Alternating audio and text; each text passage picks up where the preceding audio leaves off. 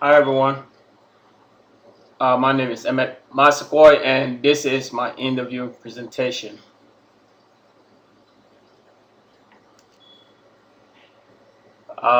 With me, I have Bobby.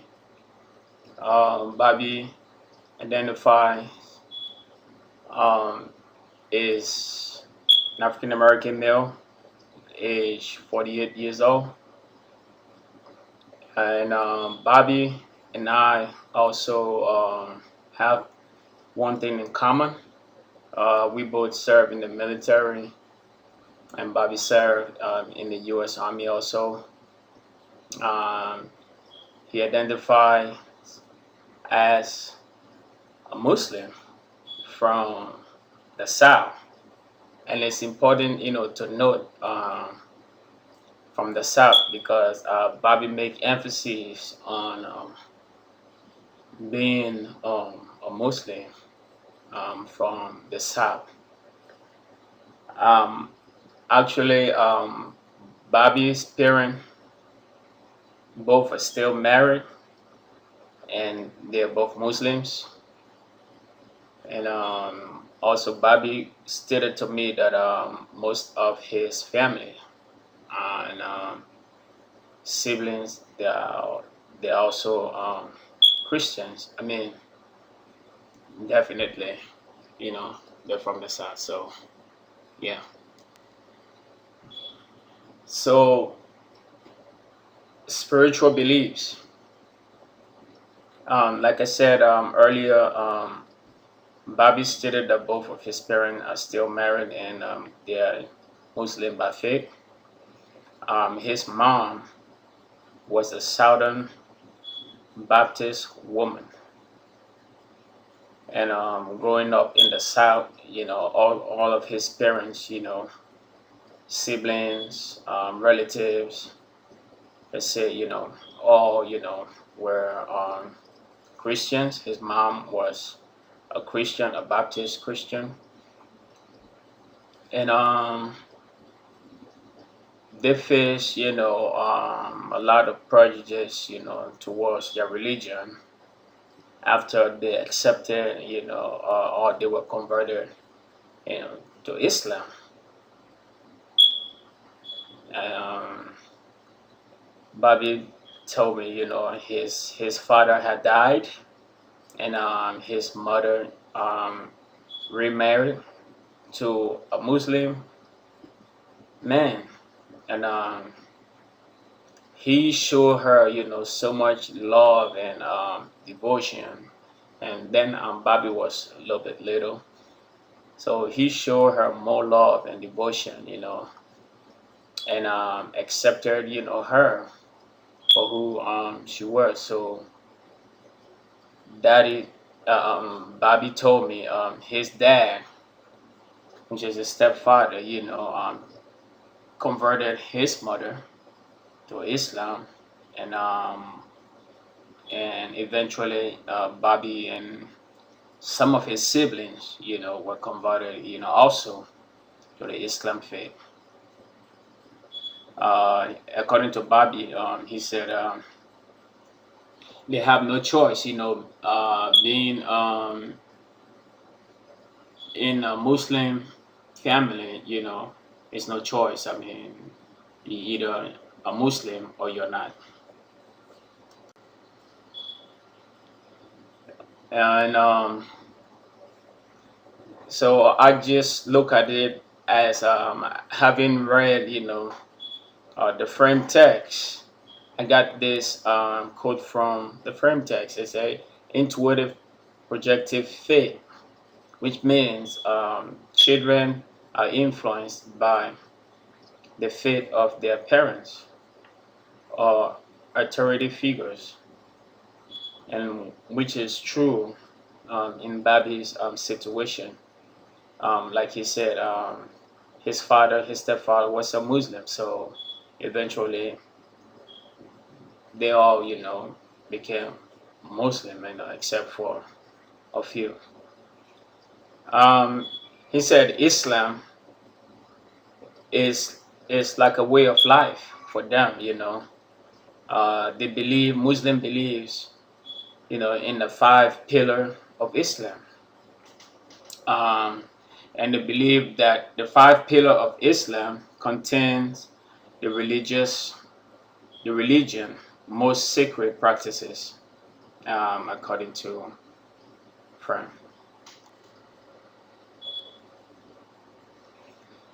So these are the five pillars of Islam Bobby shared with me. He said the Shahada, which means there is no other God but God, and they believe that Muhammad is a prophet. They also believe the Salat, which means which meaning daily prayers, as a sign of reverence and submission to Allah. He also talked about the fast of Ramadan. Um, this entails, once in a year, they come together. Muslims come together, and the fact that period, is like a holy, and sanctified time for them, where they fast and pray. He said they also believe in charity, giving alms, and they do that all the time, in the year. And the last of the five pillars is the Hajj, which signifies, a pilgrimage to Mecca, where all Muslims go, and gather to worship. When asked about his faith in God, Bobby Bobby declares that yes, of course, a Muslim believes that they are called to God, which they refer to as Allah, to be grateful for His blessings and for the gift of life. And I got a quote, from friend, which explains just that. And also, they believe in heaven and in hell. Bobby believes that good works, takes you to heaven, and evil deeds, will send you straight to hell. And from the quote from the text, it says that Muslim believes that both faith and good works are required by God, which is Allah, and the greatest danger of the unforgivable sin is idolatry. Which also Bobby emphasized, on that also, that the greatest sin, that a Muslim can commit, is idolatry. Also, when I asked Bobby, what are some of the major misconception, the common misconception about Islam, and of course, the first thing that he can say, people think that all Muslims, are terrorists, or rapists, or some murder or something, So that is big misconceptions, even in the West today. You see Muslims, as being terrorists, and he stated, of course, there are extremists, in the Muslim faith that takes, the religion extreme, to a different level. But Islam is about peace, he said, about love, about caring for each other, family. And also, I got a quote from the frame text that says, many Americans view Muslims as fanatics, warriors, hostage takers, and terrorists. And of course, these attitudes themselves are detrimental to the counselor's successful work with Muslim client. Which is true, because if you have, most of these, in the way, and you are dealing with a client, of course, this might, hinder, your relationship, with the client.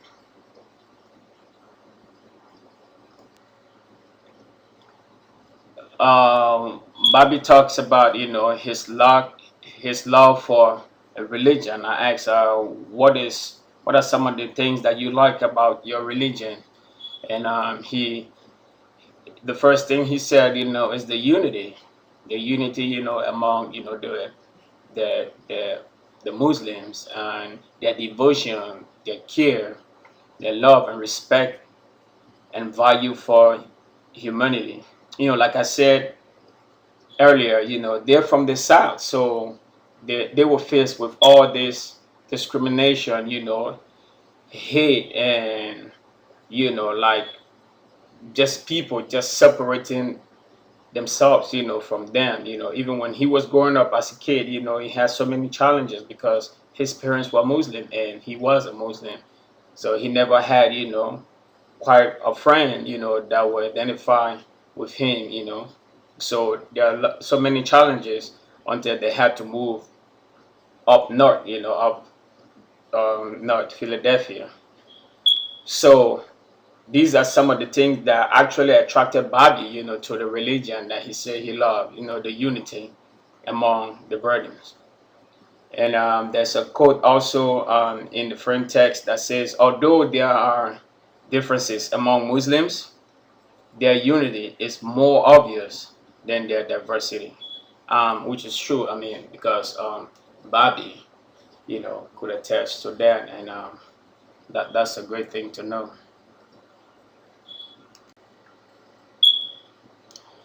How do I integrate this into my practice? Integration into practice, and I would say these are the three categories that are highlighted. Non-judgmental. That means gotta be free from bias. Keeping an open mind, and the clinician has to be knowledgeable and educate themselves. Um, just to give a few code on that integration into practice. The social worker should have a knowledge of their client's culture and be able to demonstrate competence in the provision of services that are sensitive to clients' culture and to differences among people and cultural groups. This is found, in the NAS, the Code of Ethics. And also, it is also important that the social workers do not discriminate on anyone because of their religious beliefs, religion, sexual orientation, race, sex, age, color, ethnicity, national origin, background, gender, identity or expression, marital status, political beliefs, immigration status, and mental or physical ability, which is also true. That's why you have to keep an open mind, not to fall into one of these category.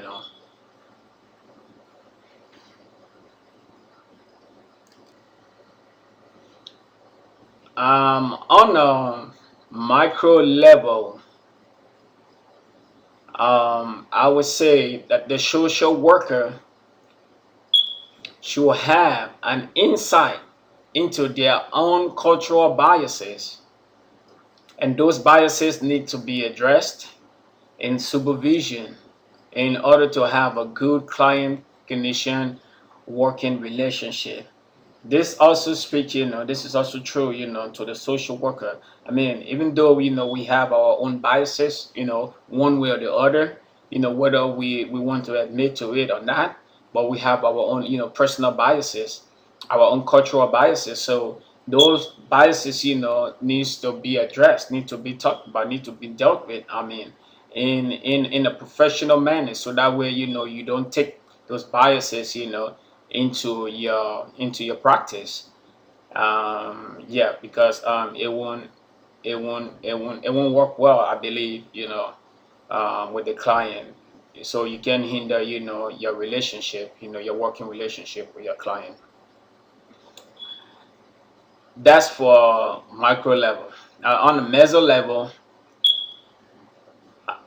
it's stated that in the event where our own values and the values of the client and the values of the institution or organization may be in conflict, or where an agency or organization may have systemic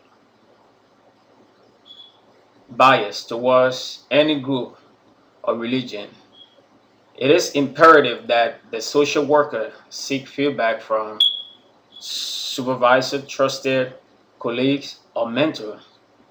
This holds true also, for this level, where you see, if you might find, institutional bias, or sometimes your views or your values that you hold, is different from the client's value, and that also is different from, the institution value, and I mean, those things needs to be worked on, needs to be addressed, so that way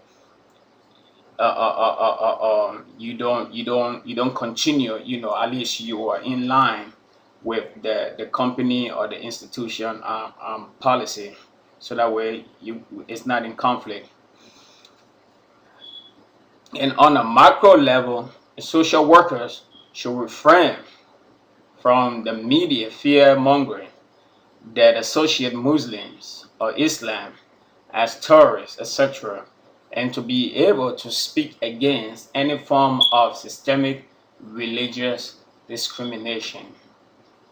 And as we all know, the media try to portray, Muslims or Islam as, terrorists and murderers and all those stuff, kidnappers. And so, as a social worker, I believe we need to refrain, from those mongering coming out of the media into society. So we're dealing, as a society as a whole, so that we do not get caught up, in this sort of fear mongering portrayed, against a certain group or a group of people or religion. Yeah. So far so good. That is the end of my video presentation, and these are my references. As you can see from the frame, these are all of my references listed here in the bottom. So yeah, I want to thank you for watching, and yeah, good luck. Thank you. Bye. I'm going to hit, when I hit next again, it's going to package a file that plays.